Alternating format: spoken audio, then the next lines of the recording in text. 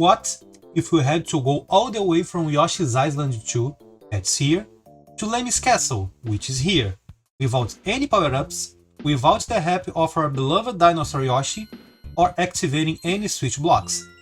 Just for reference, this means beating a whopping 16 levels in the most hardcore way possible, just with Mini Mario. And do you know what will be our biggest temptation in this challenge? The checkpoints that every stage has in the middle of it. Seriously, this little shit will be in every stage attempting to destroy your run. All your concentration will be necessary to not run into it. Like I did. And why are you doing it anyway? Well, there's an achievement for doing it, obviously. You will know the achievement is still waiting to be completed while this symbol here is at the corner of your screen.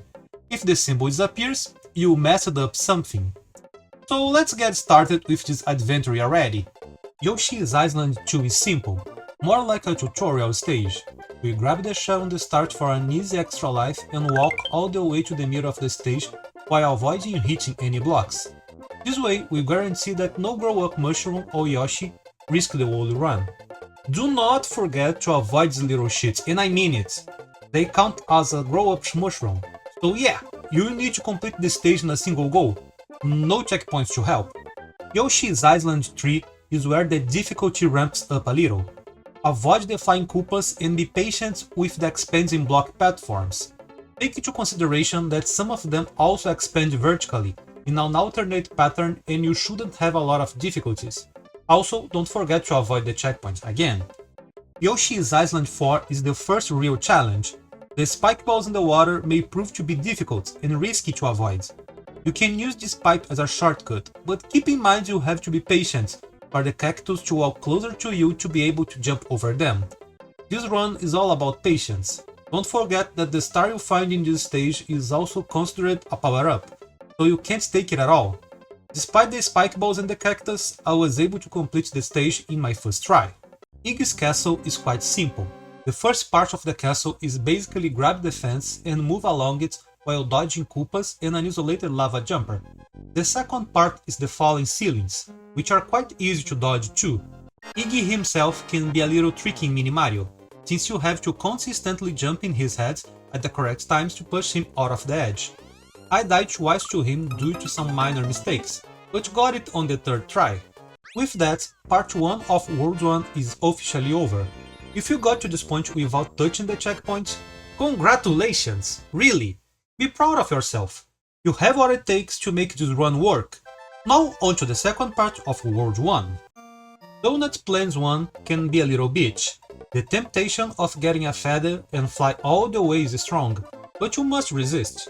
If you run too fast at the start of the level, a mushroom will pop out of a bush. Be extra careful not to get it, for God's sake. Dealing with the baseball guy throwing balls at you and the fire bulb throwing burning pollen at you may prove challenging at first, but with patience and coordination you shall succeed. Just like I did. Yeah, just like me. After avoiding the checkpoint and reaching the second part of the stage, be careful for another treacherous mushroom coming out of a bush again! Damn it! They are really trying to destroy your run. Be careful not to fall into this pit with the two baseball guys, as you will be in a world of pain to get out of it alive. The end of the stage will test your abilities by throwing a fire bulb and a baseball guy at the same time, so good luck with it. Donut Plains 2 is an underground stage. Just go with the flow. Avoid the bats and the weird turtles and you should be fine. There is no checkpoint in this stage to be careful of, so as long as I don't hit the blocks, you won't have to care about anything destroying your run. The only part that may trick you is this platform with the Yoshi coin. If you jump into it too early, you'll be squashed against the ceiling. Just after this platform, two spiked red turtles will show up. Jumping into them will be your demise, so jump over them and the stage is over. Donut Ghost House may sound scary due to the ghost falling at you, but is seriously one of the easiest stages until now. Just move as fast as you can straight forwards and they won't be able to get you. When you find the pole, don't step on it, grab it and enter the doll while holding it. Now the block that contained the pole will spawn a tree that will take you to the end of the stage. Donut Plains 3 will test your ability to do well-timed jumps to an extreme. The whole stage is about jumping on moving platforms while avoiding flying Koopas and fuses. There's only one trap in this stage, which is just after this orange pipe. If you jump instantly, you face yourself falling straight into this last second show-up fuse, just like I did. Wait some instants when you reach the orange pipe for it to show up before jumping to the moving platform, and you should be safe to go, as long as your jumping skills are up to date. Half of the stage is done. If you got here without touching a single checkpoint, you are already a winner to me, congratulations! 8 more stages to go, so be prepared. For a stage that is entirely on ground, Donut Plains 4 will have a ton of enemies that are airborne. While this stage doesn't really have traps, it's quite possible that you'll need some tries to get it done. Getting used to the flying hammer guy and the parachute Goombas may require some training. Misclicking a jump close to the end of the level, just like I did, can also make you rage a little, but you will persist. Morton's castle will be a huge pain in the ass for anyone who is impatient. The whole castle is designed to make you wait for the correct moment to move ahead. Twimps, chomps, and spiked balls will dominate the first half of the castle, while moving walls will make it really hard to move fast in the second half. There is only one trap close to the end of the stage, which is in this part. If you climb this part at the incorrect time, you'll probably be smashed to death by the wall. Climb on this block as fast as possible to avoid it. I would also like to state that the developers were huge dicks for putting these spikes just before the boss. Having to do these small precise jumps is always a pain to me and got really anxious while doing them. Thank goodness I got it the first try, or I would surely scream my lungs out. The boss itself is quite easy, just remember to jump when he hits the ground to avoid getting stunned. Vanilla Dome 1 has the biggest trap ever in this run, which is this sinking platform into lava. You literally can't stop running, or you won't have enough time to cross it. I died. And I died. I died again. The trick to me was simply bringing a shell from the screen before, and throw it as soon as I jumped into the platform to clear half of the path, and prayed that the rest of the turtles didn't get me. The second part of the stage is also relatively hard, especially considering you can't take the checkpoint. I had the bad luck of dying to this baseball guy just before finishing the stage, and had to do it all over again. Vanilla Dome 2 is relatively easy. Basically swim the first part while avoiding the fishes and turtles, and don't die in dumb ways like this. Or this.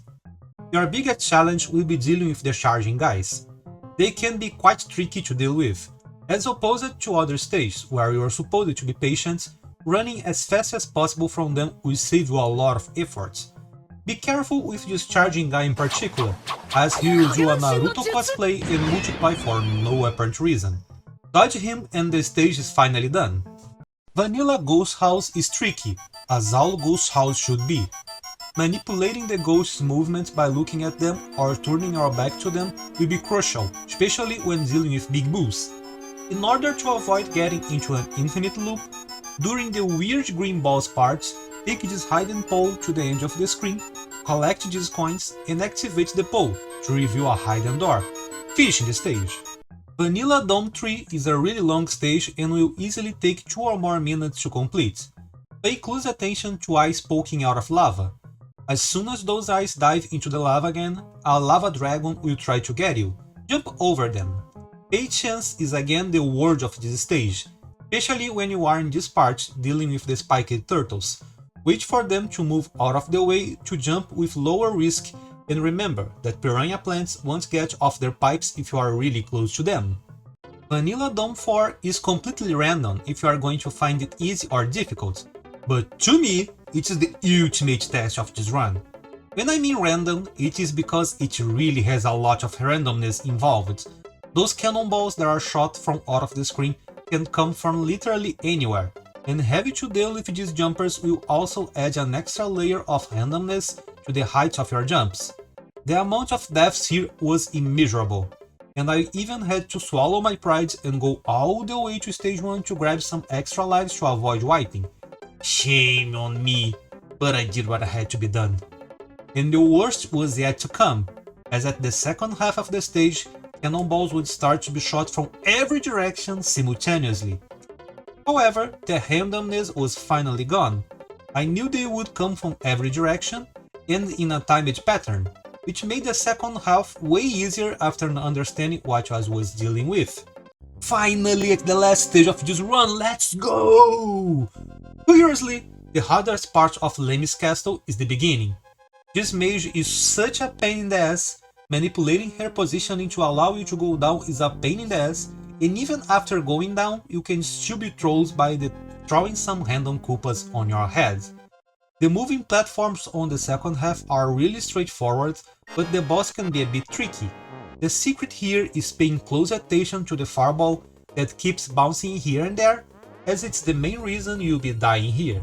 After jumping 3 times in the correct boss, you did it, my friends! You finished this run with glory, and got the hard achievement of conquering World 1 with Mini Mario by himself. Woohoo! It's finally over. You can now rest, knowing that you are just the best, and nothing is going to be harder than this. Right? Right? Oh no! We are dealing with this in another video, for God's sake! Bye!